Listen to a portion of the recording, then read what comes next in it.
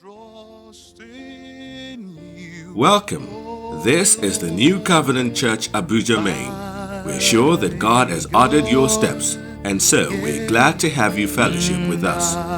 We trust that God's thoughts will be revealed to you as you listen. Let's get right into it. Oh Lord, my God, so may the flower of spring may wither, and the hope of summer fade. The autumn droop in winter, even birds may forsake the shade. But I will trust in you, oh Lord, my God. I will trust in you, oh Lord, my God. So we'll continue in what do you have in your hand?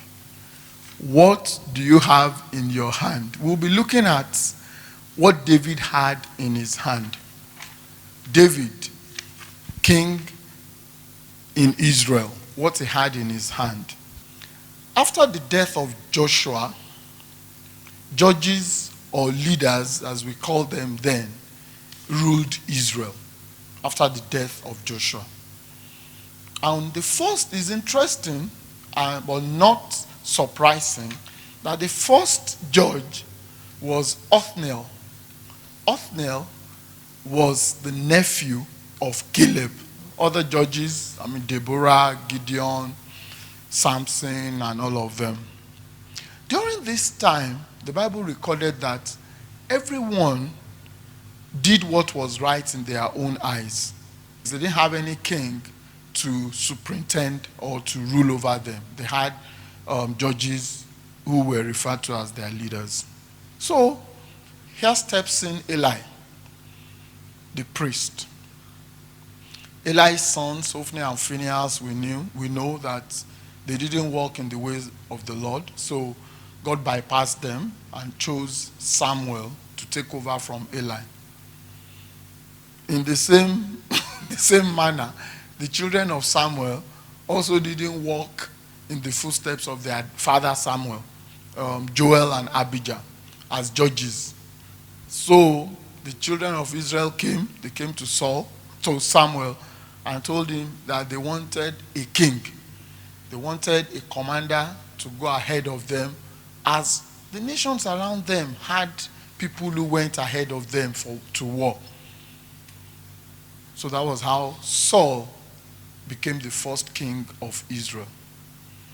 A couple of years, the Bible recorded, I think 2 years after, he couldn't wait for Samuel to come and conduct a sacrifice.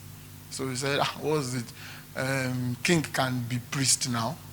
So he did the sacrifice, and that was when God rejected him. As we continue, steps in David in 1 Samuel chapter 16. 1 Samuel chapter 16 verse 11.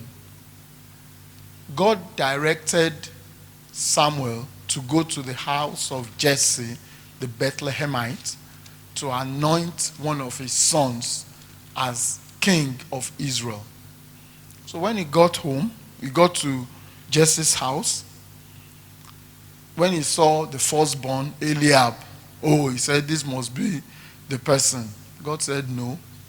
Eliab, Abinadab, Shammah, all of them. And God said, none of them. And somehow, David skipped the mind of his dad. It was when Samuel asked that, are these all? He said, there is one that is tending the sheep. Let them call him. So David, in 1 Samuel 16:11, he was not at home enjoying city life, as it were. He was in the wilderness somewhere tending sheep. In 1 Samuel 16:12-13, David was anointed king. In the same chapter, verse 18, a few verses down the line, David was identified as being skillful in playing the harp. Saul had a distressing spirit because Saul had gone out of the way of God. He was now consulting medium. So he has this bout of distressing spirit come to trouble him. When they identified David as being skillful in the harp and playing the harp, and anytime he played, it calmed the distressing spirit of Saul. So we continue our discourse to the battleground between Israel and the Philistines. They were in battle at Socho. The children of Jesse that went to battle were the older ones: Eliab, Abinadab, and Shammah, the first three sons of Jesse. They were on the war front. David was not considered old enough. He was too young to go to war. So he tended sheep. They couldn't enlist him in the army by reason of his age. He was too young. But it's interesting, even though he was considered too young to be enlisted in the army, he was not considered too young to take food or provision to his brothers at the war front. That's the irony of life. He was considered too young to be enlisted, but he was not considered too young to take food to the war front. The day that he took food to his brothers was the 40th day of the battle between the two nations. Remember that the children of Israel were in bondage for 40 years in the wilderness. Moses was in Midian for 40 years. What is that telling us? Challenges in life come with different tenor. Some 40 days, some 40 years. It was 40 days that the children of Israel were, as it were, under fear. They feared the Philistine army just because of one man, Goliath. And the same thing happened to Moses. For 40 years, he was out of Egypt because of Pharaoh. So life, the challenges of life, they come in different shades and sizes. The tenor is what differs. Some 40 years, some 40 days. For the children of Israel, in this battle with the Philistines, it was 40 days. So on the 40th day was when David went. Then he inquired from some other people. I don't know why he didn't ask Eliab. But you will see the reason why he didn't ask Eliab. Eliab was angry with him that, did they call you to war? Is it not food that they told you to bring? So I'm sure that was why he didn't ask his brother that my brother, he doesn't see anything good in me. Let me just ask other people who don't know me. That is also what happens to us in life. The people we have gotten, or we are so used to some people that we cannot even see the hand of God upon their lives. That who is he? No, I can't be under his ministry. Who? When was he born? I'm sure that was why David did not ask his elder brother the reward for whoever kills Goliath. Then David offered to face Goliath. When he offered to face Goliath, Saul counseled him that, you are a youth. This man that you want to face, you are a youth that is not, that does not know anything about war. Saul didn't say that, but that was what he meant. And this man that you want to face, he has been a warrior from his youth. So two extremes. You youth, you don't know what war means. This one has been a warrior from his youth. So the odds were stacked against David. Just like it was stacked, the odds were not in favor of Moses at the time of his birth. Same with David here. He didn't stand any chance. So what did Saul do? I'm sure just Saul wondered, this boy, what do you want to use to fight this man? Okay, let me give you my weapons. When they put Saul's weapons on David, he said he couldn't move because he had not tested them before. I mean, they were not him. So what God has given you is not another person's garment, another person's instruments, another person's tools. What God has given another person is not for you. And I like David. He identified it. He said, I can't walk. So he put them off. And what did he do? He had a sling in his shepherd's bag. He had that sling. So that was why I said, the shepherd always has his rod. Why will you not have your instruments of work at every particular point in time? Whether you are walking or you are not walking. The work of God does not announce itself.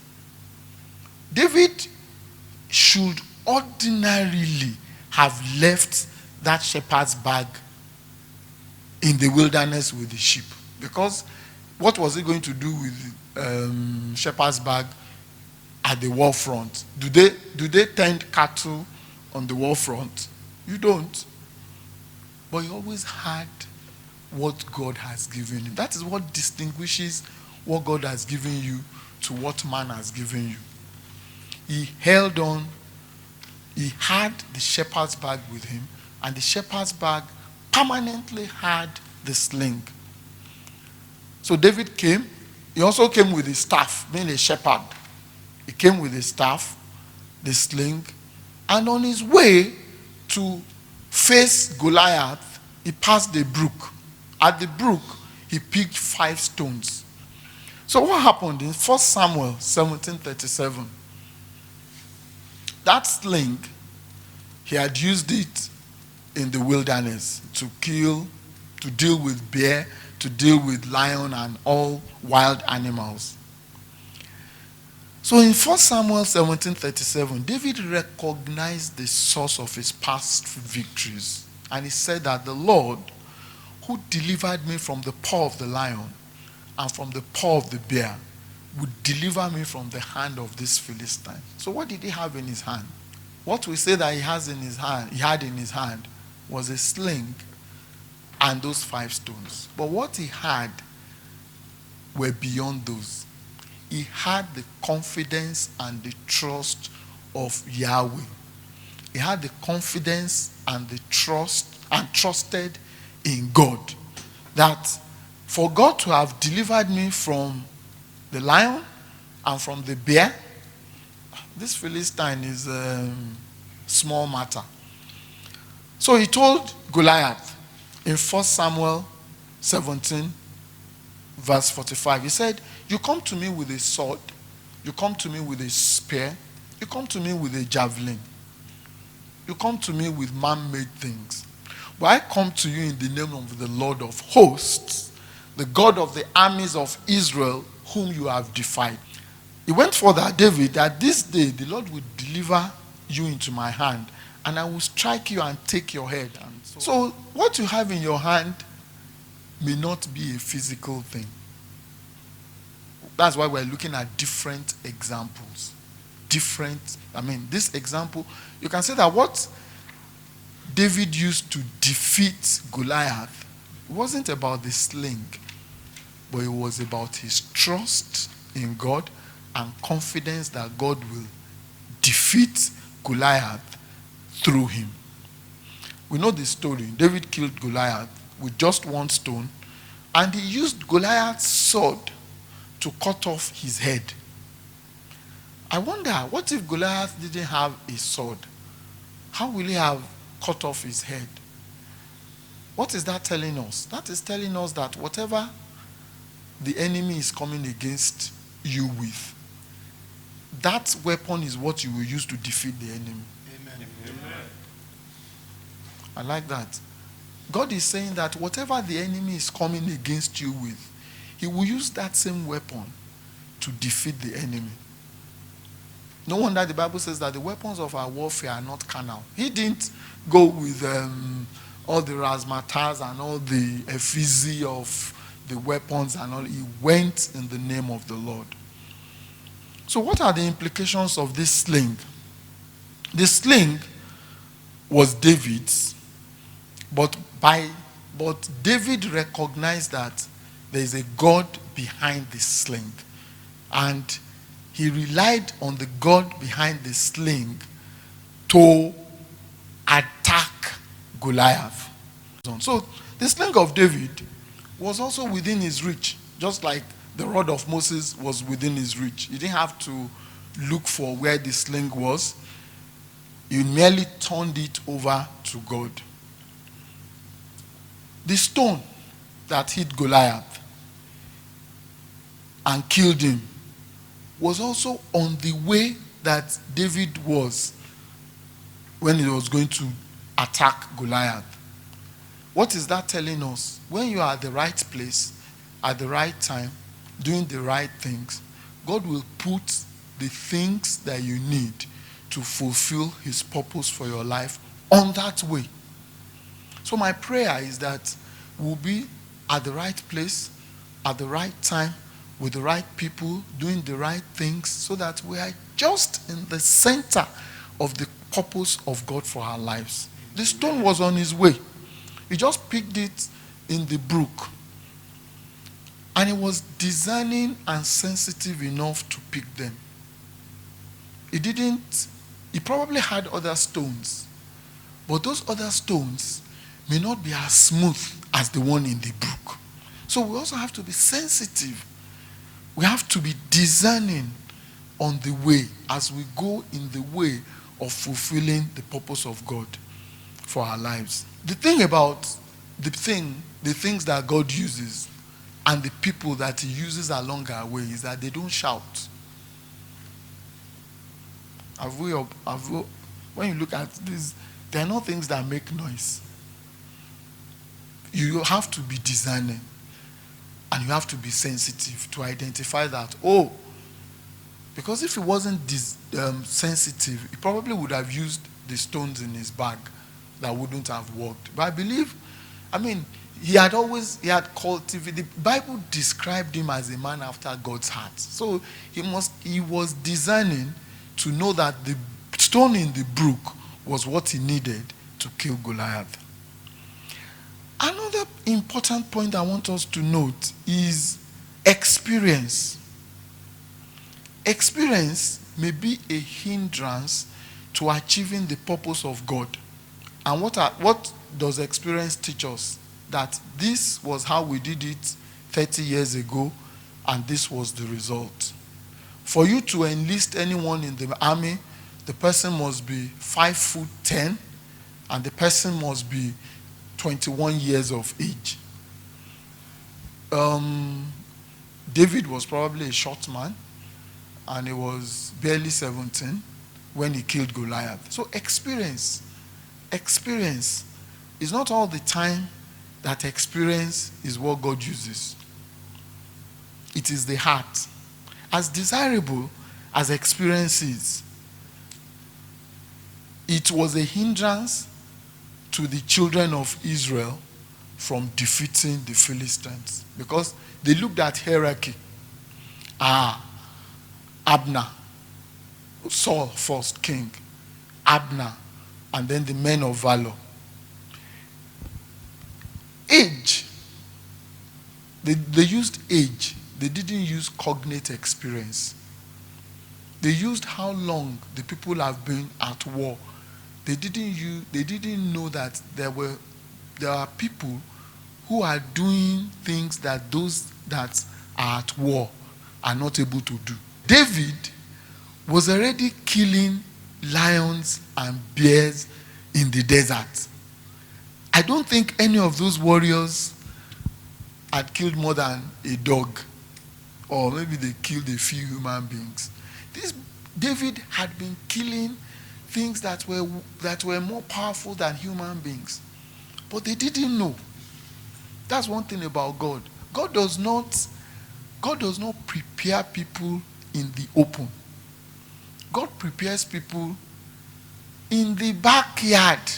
Moses, he was in the backside of the desert. Paul, he said when he had the call, he did not go to Jerusalem. He went to the Arabian desert for 3 years. God was preparing David in the backside of life. It's not the length of experience that matter. It is the depth and the quality of experience. The experience that David had was what was appropriate for war. The other people, the people at the war front then didn't have the quality and the depth of experience that David had. They saw David as a small boy. He doesn't have experience. What does he know? That tended sheep. They didn't know the depth and quality of training and investment that God has put in him. For the war that the Israelites had with the Philistines then, it was a man that was willing, fearless, and a man after the heart of God that would take Israel to the next level, and not people who are already cowed in fear. People who are already defeated by fear. People who didn't have a direction by reason of fear. Let man not define who you are to you. That is the conclusion. Let God be the one to define who you are to you. Men don't know you. God created you. He knew you before you were formed in your mother's womb. So how come we allow people to define us? How come we allow what people say to define us? I thank God for David. He didn't allow the perception of the people to define him. The best that people will say about you is what they see about you. But there is a lot that God has invested in you, that you have in your hands, that people don't know, that people cannot see. I mean, Jesse did not see that he had a warrior, that he had a king in his house. He didn't know. David's dad, he didn't have the intuition. That was David's dad. They didn't remember that he existed. And his brothers, rather than encourage him that, you are asking for what they will do. Well, maybe what they will do to the person that defeats this man. That would be a good one. No? At least we won't pay taxes in our family. But the elder brother didn't look at it that way. He said, that is how you are busybody. That's why you poke nose. You poke nose into things that don't concern you. I'm sure when they were talking, he would just be smiling in his heart that these people don't know who they are talking about. They thought he's a 17-year-old. But he's a 17-year-old that had the experience of a 47-year-old, if you can put it like that. David was not in the battlefront, so he didn't have the fear that everyone on the battlefront had. That is what we are talking about, leaving your environment. It helps you really when God keeps you under the radar, because that is how his purpose will be fulfilled in your life.